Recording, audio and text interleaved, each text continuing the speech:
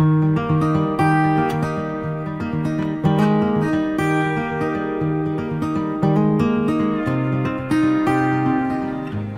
irmãos, boa noite.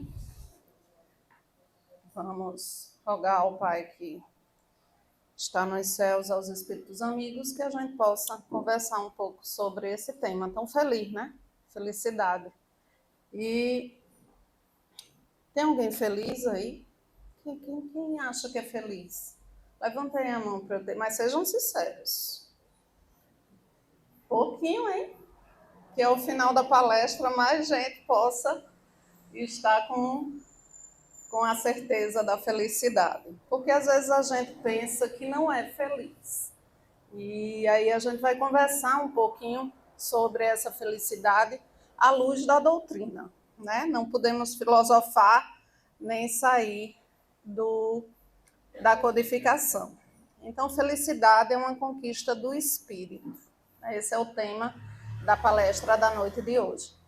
E no capítulo 5, nos itens 4 a 20 do Evangelho, a gente tem, no item 20, precisamente, que a felicidade não é deste mundo. E aí a gente vai conversar um pouquinho do porquê dessa expressão, que muitas vezes nós pegamos ao pé da letra, e a gente vai entender que não é exatamente como nós pensamos. Então, uma outra pergunta para vocês, já que levantaram um pouco as mãos. Qual é o dia que vocês classificariam como sendo o dia mais importante da vida de vocês? Todos. Quem mais teria alguma resposta? O dia do nascimento. E aí, também a doutrina veio fazer a gente refletir que o dia mais importante é o hoje, é o aqui e é o agora. Vocês aqui comigo, é o momento mais importante da vida de vocês, né? Porque nos foi dada a possibilidade da reencarnação, ou seja, esse retorno do espírito, né, à vida corporal, mas em um novo formato que foi feito só para ele, só para cada um de nós. Então, para a gente tratar do tema felicidade, a gente precisa, à luz da doutrina espírita, a gente precisa entender alguns princípios, né? E sempre tem alguém que é novo, sempre tem alguém que ainda não está estudando a doutrina, mas que deveria começar o mais breve possível, para que haja um entendimento maior e um progresso maior. Então, o Espiritismo ele vai tratar de quê? Digamos, num campo mais complexo. Ele vai tratar da origem, da natureza e do destino dos espíritos. Então, basicamente, quando Allan Kardec traz na sua codificação, ele enumera esses três itens. Então, não é mais sobre o mundo material, mas é sobre o mundo espiritual. Das relações do mundo corpóreo, do mundo material com o mundo espiritual. E aí ele vem trazer a origem, ele vem trazer a natureza e ele vem trazer o destino dos espíritos, que fica ali nas três grandes indagações da filosofia de todos os tempos. De onde eu vim, o que eu estou fazendo aqui, para onde eu vou. Né? São as três grandes perguntas que movem a humanidade. Então, o Espiritismo é uma ciência, por isso não é considerado só, não é definido como religião tão somente, mas é uma ciência nova, né, que vem revelar aos homens a existência do mundo espiritual. Então, veja como é forte. Não só a existência, as origens, mas as relações desse mundo material com o mundo espiritual. A criação dos espíritos é de Deus, mas a origem dele para nós, por mais que estudemos, é um mistério ainda. Então, muita coisa ainda se desvenda a partir da nossa interpretação, inclusive da nossa interpretação à luz da codificação dos livros espíritas. A Gênese, o Evangelho, o Livro dos Espíritos, o Livro dos Médiuns. Não temos termos para definir o espírito. Então, a gente faz um ensaio, né? Eles estão por toda parte e povoam os espaços infinitos. Então, foi assim que nos foi trazido, que nos foi colocado a informação do mundo espiritual. E aí, essa doutrina, para que a gente entenda o tema de hoje, felicidade e conquista do espírito, ela vai se apoiar em 5 princípios básicos. Porque se a gente não acredita nesses princípios, torna difícil o entendimento da questão da felicidade à luz da doutrina. Então, qual é o primeiro princípio do espiritismo? A imortalidade da alma. Ou seja, nós somos espíritos eternos. Se somos espíritos eternos, estamos numa constante crescente, em progressão e evolução. Então, esse é o primeiro princípio da doutrina espírita. Segundo princípio, das penas e recompensas futuras. A lei de causa e efeito, de ação e reação, porque ela é basilar para que a gente entenda esse conceito de felicidade. Tá? Terceiro, a justiça de Deus. Então, o espiritismo se apoia na imortalidade da alma, nas penas e recompensas futuras e nas leis de Deus, na justiça de suas leis. Quarto, no livre-arbítrio, né? Segundo um amigo meu, não vou dizer o nome, eu digo milagre, mas não digo santo, ele diz que esse é um dos princípios mais complexos. Se não existisse, facilitaria muito a vida dele, porque pelo princípio do livre-arbítrio, nós somos totalmente responsáveis pelas nossas ações. Então, tudo aquilo que a gente fizer, nós somos o responsável por elas. Então, facilitaria a nossa vida, se não tivéssemos essa livre decisão de escolher se vamos pela direita ou se vamos pela esquerda, se vamos fazer isto ou aquilo. E, por último, o princípio da doutrina, o quinto, é a moral do Cristo. Então, se apoiando nessas 5, vamos dizer assim, nesses 5 princípios, a gente pode começar a falar de felicidade. Então, no livro Homem Integral, psicografado por Divaldo e ditado pelo espírito, que é a sua mentora, Joana de Ângeles, é perguntado o que precisa um homem para ser feliz. Esse livro é um livro muito interessante de ser lido. É o Homem Integral, o livro mais antigo da Pleiade de Joana de Ângeles pela psicografia de Divaldo. A resposta é: o homem deve comprometer-se no autoconhecimento.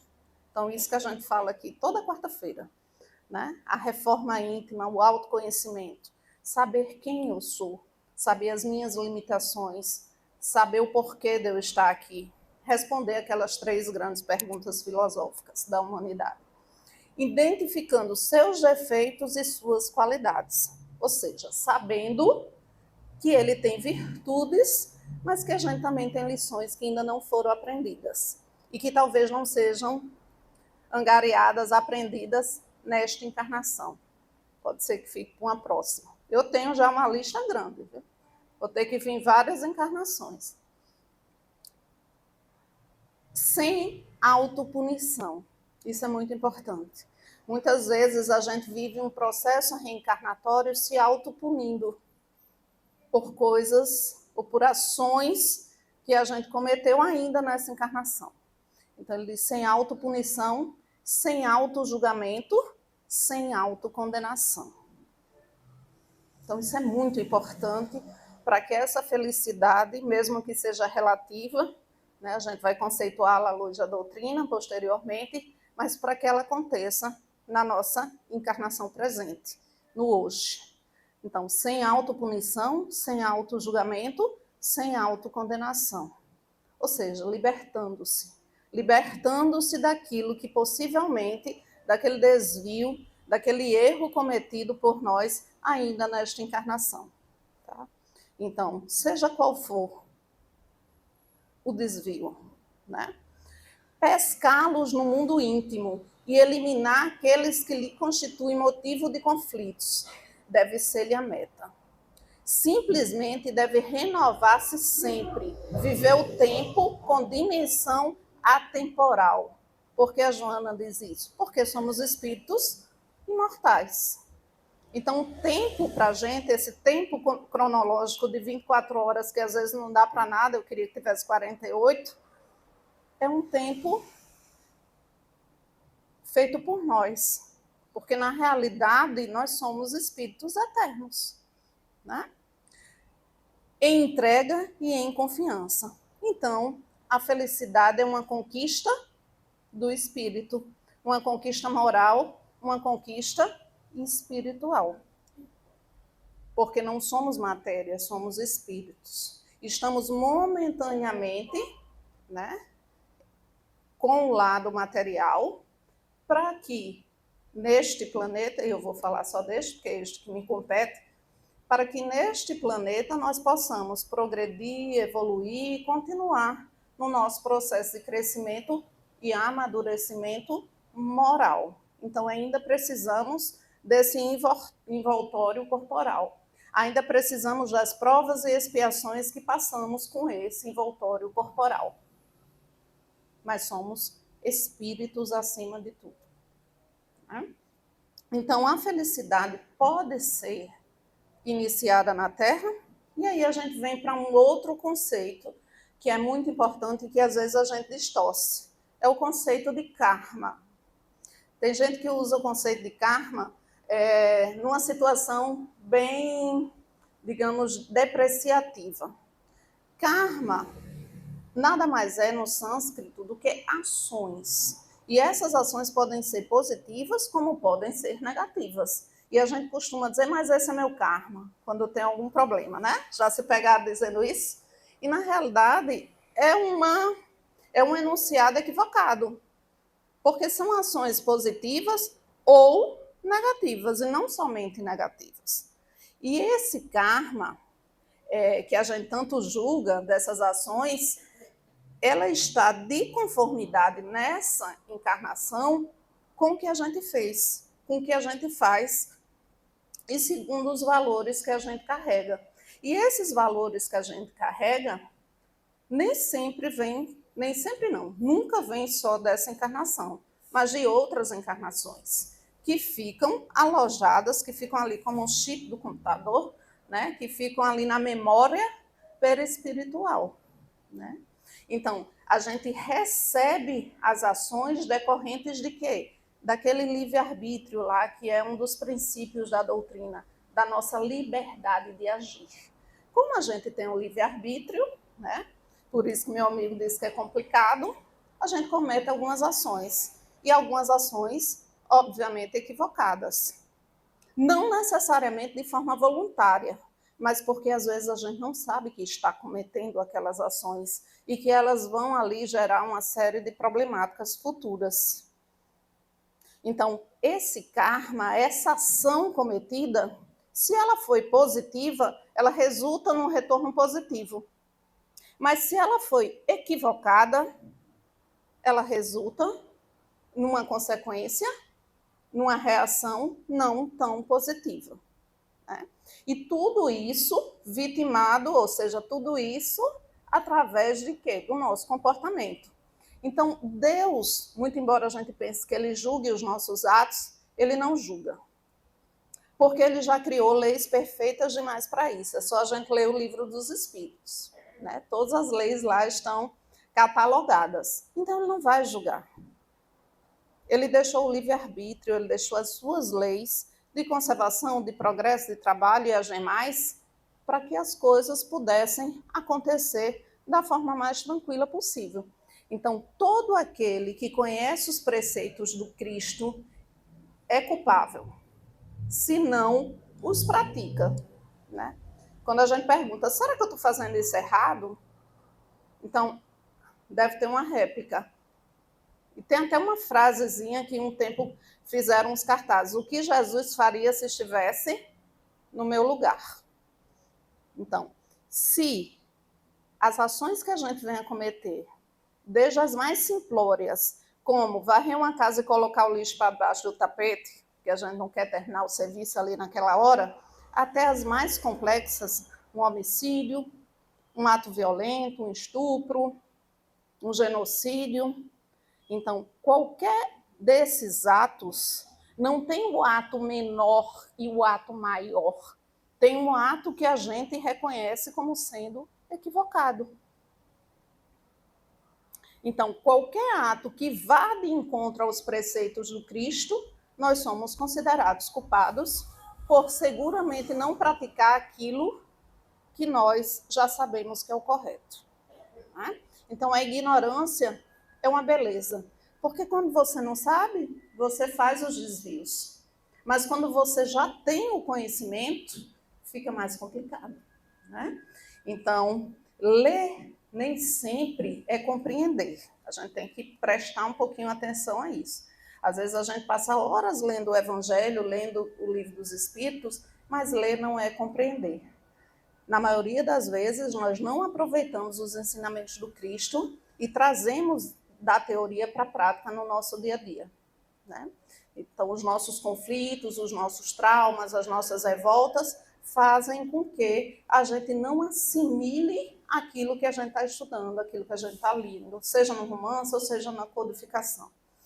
Então, para a gente falar de felicidade, era preciso deixar claro esse preâmbulo da doutrina e deixar claro que a causa da felicidade, ela contrasta com a outra, que é a sua antítese, que é a infelicidade. E infelicidade para a gente, encarnado nesse planeta, está muito ligada à questão da dor, né? Que é um outro entendimento que a gente tem que ter. Então, o tema da dor é um tema muito caro para todos nós, né? E é um dos temas mais difíceis de ser analisados. Né? Cada um de nós já passou por tipos de dores diferentes, seja perda de alguém, seja um problema de doença congênita, um problema de doença que surgiu de uma hora para outra, seja uma perda de um ente querido, né? Sejam as dificuldades, as vicissitudes naturais e materiais do dia a dia. Então, todos nós já passamos por algum tipo de dor. E a grande pergunta que muitos se fazem é por que existe a dor? Né? Por que o homem não consegue essa paz e essa felicidade na Terra? Né? Por que Deus, se existe de fato, permite o sofrimento? A gente viu há pouco tempo uma irmã nossa que perdeu o marido e um enteado, dá um tiro, horas depois acho que foi semana passada, né? Horas depois do enterro, e cometeu o suicídio. E num trecho que ela deixa de uma carta, né, no Stories, eu acho, ou no feed, não lembro bem, ela pergunta por quê? Por que eles foram? Né? Eu deveria ter embarcado naquele avião com eles. Então, veja que todas essas perguntas rodearam aquele espírito, né, do porquê do sofrimento. Então, a gente precisa saber, enquanto seres encarnados nesse planeta, que a dor é universal e que a dor é imutável. Não há como fugir dela nesse processo, no atual processo que nós estamos. E a intensidade da dor vai variar de pessoa para pessoa, né? Mesmo que as causas que as produziram sejam a mesma. Então, perdemos muitos entes queridos na Covid. Alguns passaram pela situação de perda de uma forma altruísta. Outros, pouco menos, outros perguntaram por que, se Deus existe, por que está levando? Né? Então, veja que mesmo a causa sendo a mesma, né, a dor vai variar. Por quê? Porque ela é subjetiva, porque ela é individual e, portanto, ela não pode ser medida. Então, muito embora a gente, às vezes, queira medir a dor do outro, dizer, não, está sofrendo demais por uma coisa que você podia estar superando. Né? Às vezes, a gente, com afã de ajudar o outro, a gente acaba colocando algumas questões desse tipo. E, na verdade, essa dor não pode ser medida. Porque esse espírito é único e individual. Então, o seu amadurecimento moral e espiritual é diferente do nosso. Né? Então, a força de suportar determinadas situações vai variar de espírito para espírito, de pessoa para pessoa. Então, para a maioria dos pesquisadores, que não são necessariamente espíritas, eles dizem que as causas das dores, elas são internas, ou seja, os conflitos psicológicos, o sofrimento que deriva de dualidade matéria-espírito, ou causas externas, que são as questões que apresentam, parece que independem da nossa vontade. Né? Parece fatalidade, mas não é. Para a doutrina, não é. São as doenças, os acidentes, os cataclismos, as mortes, as ações mergulhadas no egoísmo, as guerras, as destruições, os incêndios, os abusos, os assassinatos e toda a ordem de crueldade que a gente possa imaginar. Mas a doutrina espírita vem nos convocar uma outra reflexão e dizer que a causa dessas dores, elas estão em nós ou fora de nós. Elas estão em nós quando são vítimas são vítimas da nossa ambição, do nosso orgulho, do nosso comportamento, daquele karma, das nossas ações. Então, elas estão em nós. Então, no Evangelho, abre parênteses, está escrito assim: interroguem friamente suas consciências todos os que são feridos no coração pelas vicissitudes e decepções da vida. Remontem passo a passo a origem dos males que os aflige e verifiquem se a mais das vezes não poderão dizer: se eu houvesse feito ou deixado de fazer tal coisa, não estaria em semelhante condição.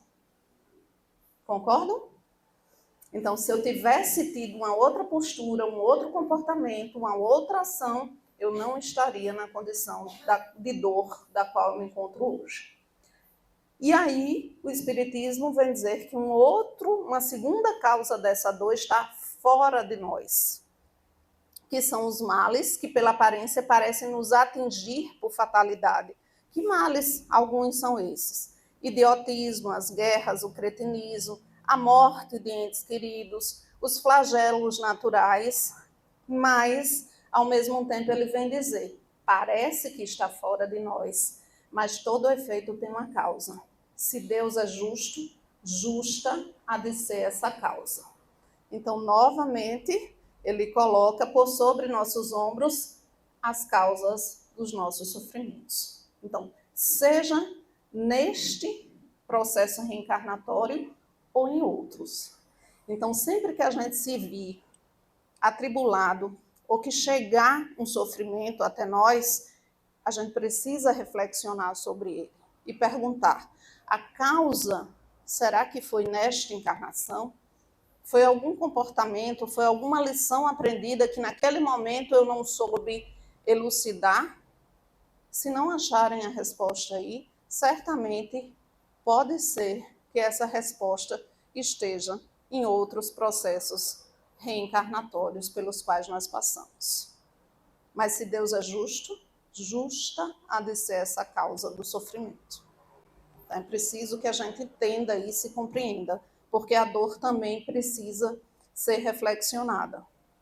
E aí, no capítulo 5º do Evangelho, ele traz 2 tipos de sofrimento. Ele nos fala das provas e expiações. E ele diz que as provas é uma programação que nos é dada. Então, às vezes, a gente passa por algumas situações não tão confortáveis, mas porque a gente já acordou no mundo espiritual. A gente já acordou na erradicidade que a gente gostaria de vir sob uma determinada família, com uma determinada família, com determinados parceiros de trabalho, cônjuges, filhos, né, para fazer essa evolução acontecer de forma mais rápida. Porque a nossa consciência já nos elucida no mundo da erradicidade que assim se faz necessário para que esse crescimento aconteça de uma forma mais acelerada. E aí a gente tem também as expiações. As expiações se diz que é uma prova agravada, né? Então, as expiações é uma situação praticamente imutável, imposta. Você não combina com o povo lá de cima. Ela lhe é oferecida, né? E nem sempre a gente participa da elaboração dela. Então, essa é a grande diferença entre provas e expiações, mas as duas estão na ordem do dia.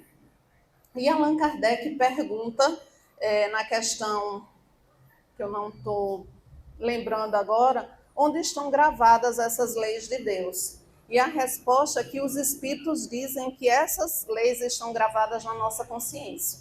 Então, nós precisamos entender que essas provas de vida, elas também são temporais. Elas vão passar. Tudo passa.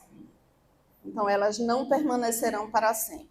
Essa dor não é infinita, porque a única fatalidade que nós temos é a felicidade. A fatalidade espiritual para nós, espíritos eternos, é a felicidade. E a fatalidade material para nós, seres encarnados, é que vocês acham que é? Qual é o que todos nós vamos passar, queiramos ou não? A morte, exatamente. Essa é a fatalidade material. Mas como nós não somos matéria, nós somos energia, nós somos espíritos, estamos momentaneamente com o corpo material, então a nossa fatalidade é ser feliz. Então, para quem não levantou a mãozinha no início, não vai ter jeito. Vocês vão ser felizes de qualquer jeito, né? Esse dia chegará, certo? Então, quais as condições da felicidade? O Livro dos Espíritos, na questão 922, o Espírito da Verdade responde de forma muito, eu digo que dividindo, né? Parcelando em 2 blocos essa resposta para Allan Kardec. E a primeira resposta que ele dá é: a felicidade terrena é relativa à posição de cada um.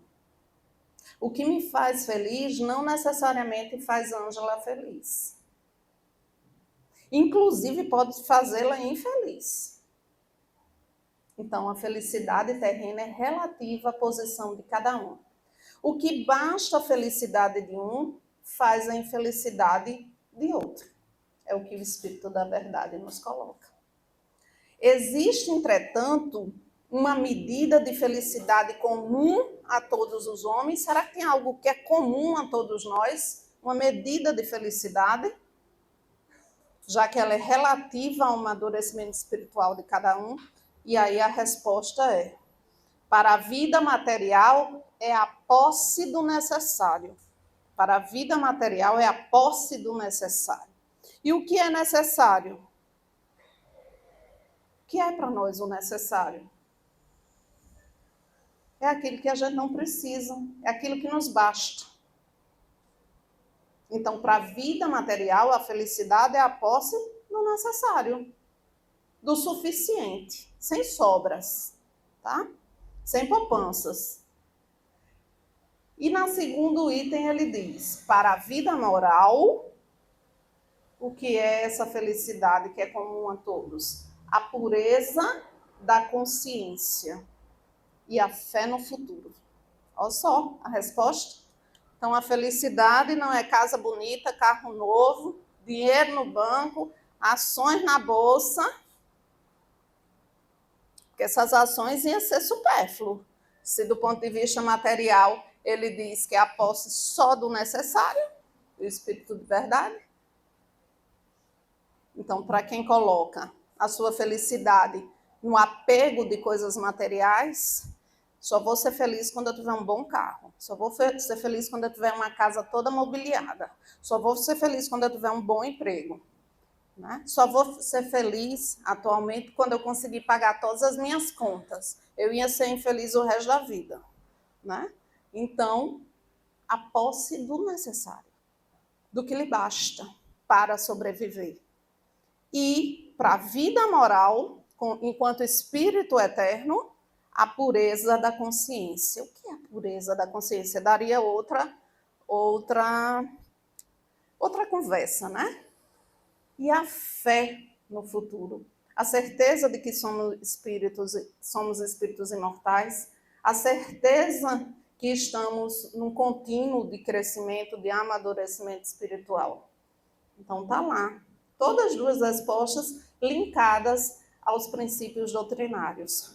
E aí, que condições a gente pode pensar do ponto de vista mais otimizando a vida para ser feliz? Então, primeiro, a consciência de si. O que é a consciência de si? É permitir-se ser. E permitir que os outros, a parte mais difícil, é permitir-se ser o que eu sou, mas permitir aos outros ser o que eles são. Difícil, né? A gente queria dar uma mudadinha. Muda aqui, dá um jeitinho aqui, no comportamento, na fala, no jeito de tratar. Né? Então, a consciência de si é ser o que você é. Né? E permitir que o outro seja como ele é. Porque nós não mudamos ninguém.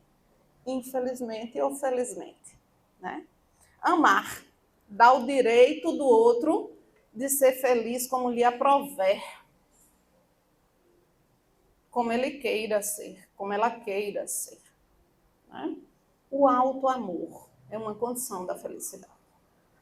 Melhorar-se ou evoluir é perguntar a você mesmo o que lhe traz paz, o que lhe traz harmonia, o que lhe traz equilíbrio. É ir em busca dessas virtudes. Então, isso é auto-amor. É cuidar de você. Como é o preceito, amar a Deus sobre todas as coisas e amar ao outro como você gostaria, né, de ser amado. Amar o outro como a si mesmo. Então, se você não se ama, se você não se cuida, se você não busca o seu progresso, o seu amadurecimento, o seu autoconhecimento, você não tem condições de amar o próximo. Programar um significado para a vida. Né? Viva em função para algo e não em função de algo, nem de alguém. Desapegue.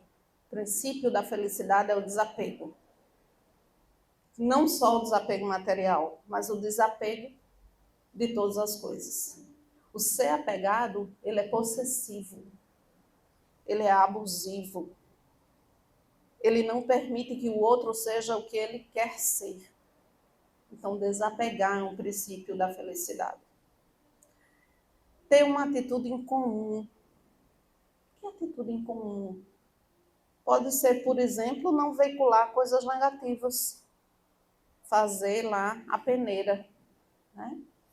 Não temer amar é uma outra condição. As pessoas, os seres, eles temem amar porque eles temem se aproximar das pessoas. Porque se aproximar do outro, muitas vezes, é gerador de conflitos. Se aproximar do outro e amar o outro é permitir que o outro seja o que o outro quer ser. É desprender. É libertar. E muitas vezes o nosso egoísmo e o nosso orgulho não permitem que a gente faça isso. Eu amo com a condição que você esteja sempre do meu lado ou que você faça exatamente o que eu gostaria que você fizesse. A gente faz isso para os filhos, para os cônjuges, para os amigos. A nossa medida de amor ainda é uma medida muito egoística, muito possessiva. Às vezes até de muito desamor, muito mais que amor. Porque amar independe que o outro, você esteja vendo o outro, que o outro esteja caminhando ao seu lado de forma física. Né? Porque amar se aprende amando. Então você pode amar alguém mesmo que esse alguém não esteja mais com você, mesmo que esse alguém esteja em outra dimensão, mesmo que esse alguém não queira nem o seu amor. Há filhos que dizem, eu não preciso do seu amor de mãe nem de pai. Você continua amando. Né? Por isso, quando é perguntado qual o amor que mais se aproxima do amor de Deus, no livro dos Espíritos, o Espírito de Verdade responde, na terra, o amor das mães. Porque aconteça o que acontecer, aquele filho pode ser um homicida, mas quando a mãe pergunta, quando alguém pergunta, quem é esse? Ele diz, é o meu filho. E esse meu filho vai com toda a carga de amorosidade e de afetividade, independente daquela ação que ele tenha vindo a cometer contra outros. É o amor desapego. é o amor que não julga. É o amor que está sempre presente. Então, por isso que foi respondido assim no Livro dos Espíritos. Então, não temer, amar. Eliminação da culpa. Colocar-se sob os desígnios de Deus. Eliminando a culpa. Liberar-se da culpa. Tem gente que não prova felicidade porque está sempre se sentindo culpado por algo que fez. Nos libertemos. Porque se um dia viemos a cometer alguns desvios, não foi por vontade própria, muitas vezes. Foi pela nossa ignorância. Foi pela possibilidade do nosso livre-arbítrio. Foi por não entendermos a logística da vida. Passou. O passado não é para ser fonte de culpas. O passado é para ser exemplo de lições que devem ser repetidas, se foram positivas, ou de lições que devem ser ressignificadas, se não foram tão positivas assim. Se a gente julga que foram negativas. Esse passado, ele não volta. Ele está lá, o livrinho está lá. Mas aí o Evangelho vem nos dizer que, embora, se Deus é justo, justa é a causa das nossas dores, ele também vem dizer, o amor cobre uma multidão de pecados. Muito bem, Evaldo. Então, o amor cobre uma multidão de pecados. Então, por isso que a gente não pode dizer, fez isso, a resposta da vida vai ser essa. Nem sempre. A gente diz porque está com raiva, a gente diz porque está achando injusta a situação. Mas pode ser que o amor que aquele espírito, a partir do momento da reflexão dos seus desvios cometidos, ele transforme a sua vida. Ele seja um homem novo. Vai apagar? Não. Mas vai minimizar. Tudo aquilo pelo qual ele tiver que passar será observado por um prisma diferente. É aquela história que o Evangelho nos chama a atenção do sofrimento com lamentação e do sofrimento sem lamentação. Sabendo por que eu estou vivenciando aquele processo. Entendendo que aquele processo vai passar. Entendendo que eu não faria mais de novo. Que eu não faria novamente aquela ação. Então, o amor cobre uma multidão de pecados. Então, para a gente finalizar, a felicidade precisa que a gente se eduque. E educar vem de quê? Do latim, de uma palavra latina que é ducere, que é instruir-vos, que é arrancar de dentro o nosso conhecimento, que é a nossa reforma íntima. Né? É dar instruções a nós mesmos, daquilo que de como nós devemos nos comportar. Tem uma parte no Evangelho que diz é preciso submeter o nosso espírito muitas vezes. É o que a gente chama simbolicamente de se ajoelhar. O ajoelhamento é a submissão do espírito à vontade do Pai. E entender a logística da vida parte do princípio da felicidade. Então, a fórmula da felicidade, né? Está no capítulo 5º do livro do Evangelho.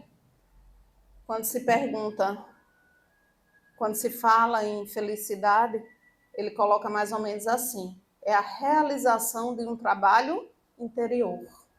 É uma longa etapa que levará muitas existências. É a capacidade de se ajustar às diversas situações que lhe chegam. Isso é felicidade. Ser feliz não é uma questão de circunstância. Eu não preciso de uma cena para ser feliz. Ser feliz é uma atitude comportamental diante da vida. Então, ser feliz é uma atitude em face de todas as tarefas que a gente tem que fazer no dia a dia para a nossa evolução. E ninguém pode nos fazer felizes, porque é uma atitude nossa. Nem feliz, nem infeliz, tá? Somente nós é que regemos nosso destino. Então, cada ser humano tem o seu ponto de vista e é necessário a gente aprender que cada um tenha o seu e aprender a respeitar esse ponto de vista. Às vezes é extremamente difícil, porque esses espíritos estão caminhando conosco. Às vezes, no nosso lar, a nossa primeira célula social, né? Então, cada ser humano tem um ponto de vista que é válido conforme o quê? Conforme sua idade espiritual. Então, ser feliz não é uma circunstância. Ser feliz é uma atitude comportamental, responsável, equilibrada, amorosa, reflexionada diante de todas as nossas ações do dia a dia. Então, sempre que a gente estiver agindo assim, a gente está sendo feliz. Essa é a felicidade. Então, quando Jesus diz, meu reino, como é que ele fala? Meu reino, o reino de Deus está dentro de nós. Leia-se esse reino de Deus como a felicidade está dentro de nós. Então, o homem cristão, o homem fervoroso, o homem com a fé no futuro, não pode se dizer um espírito infeliz. Que Jesus nos abençoe. Assim seja.